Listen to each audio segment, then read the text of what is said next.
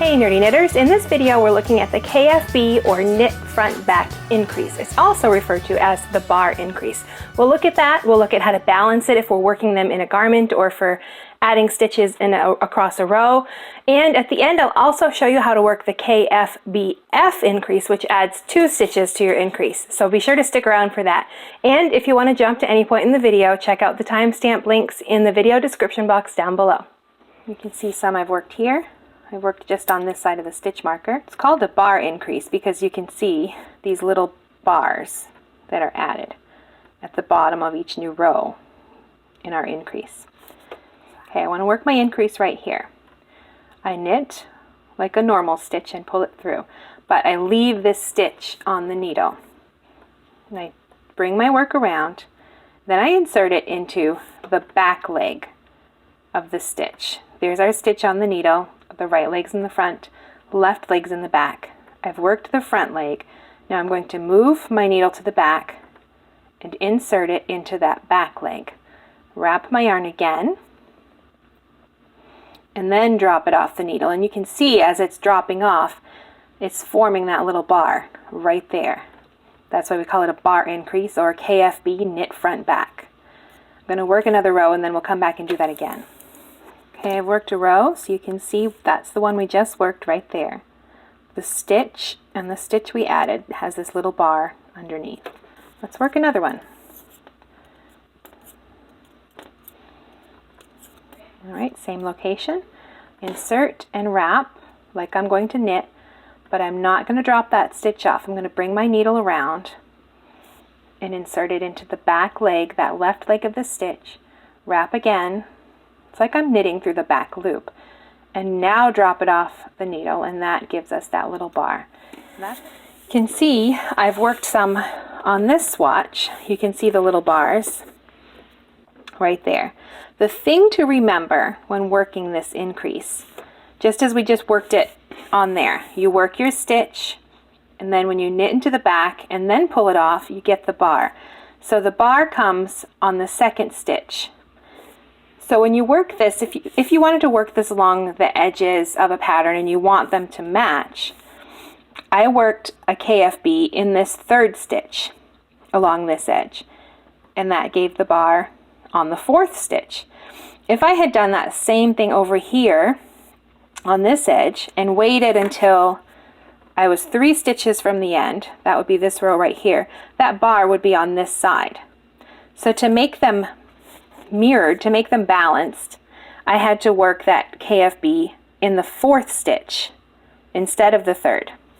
That's something to remember with this increase. And my favorite way to use this, because of that little bar, is if I'm working in a rib pattern, say along a cuff or a hat, you have your rib and then you need to increase to your full stitch count.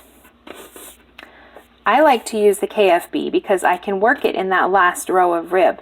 And those little bars, you can see them here if you look closely right there, right there. The KFB or bar increase is a great option if you're increasing from your rib to your pattern. Say you're working a hat and you have to add some stitches to the full diameter. You can work KFB increases, evenly spaced, and they sort of hide right there. That's my favorite way to use them. There's one more important thing about this stitch pattern.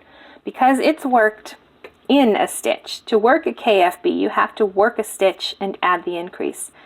Some increases, like a make one, they are worked between 2 stitches. In this example, we work a few stitches and then we work a make one. It's worked in between. So the pattern tells us that it wants us to work 5 stitches and then increase and then do that evenly across the row. If we worked make ones, we would work our 5 stitches, work that increase between the stitches, work 5 more, repeat that. But if the pattern doesn't specify the increase and we decide to use a KFB, because it's worked into a stitch, it doesn't actually balance properly. If we followed those instructions and it said work 5 stitches and then increase, what we'd have with a KFB, we'd work our 5 and then we'd work our increase in that 6th stitch. We'd work 5 more and then increase again. And then you can see what happens. Our make ones are balanced across that row. If we used KFBs instead, they wouldn't be balanced. So instead, we have to remember a KFB is worked into a stitch, not between two stitches. So to balance it, if a pattern tells us to work increases across the row, we would actually work it in that 5th stitch. We would knit 4, work our increase in that 5th stitch, knit 4, work our increase, and they would be balanced like a make one. So it's important to remember this stitch pattern is worked into a stitch, not between stitches, and that does affect how it would be worked in a pattern. Now, what if we wanted to work a 2-stitch increase? A normal KFB increases by 1 stitch. You can use this same increase, but add an extra stitch. It's worked the same.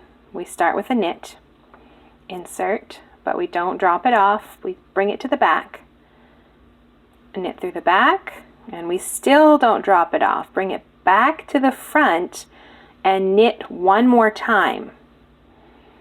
And now we have 2-stitch increase. Our original stitch, that one that was worked in the back and has a bar underneath, and then another one worked in the front and it has another bar. We work another row and we'll work that again. Okay, I've worked to where I want my increase to be.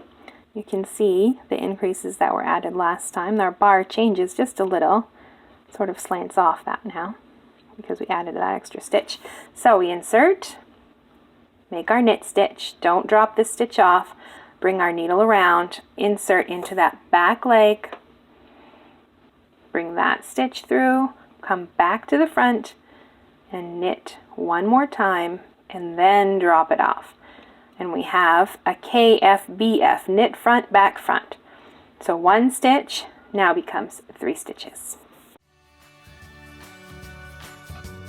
And if you like to get a bit nerdy with your knitting, click the subscribe button down below.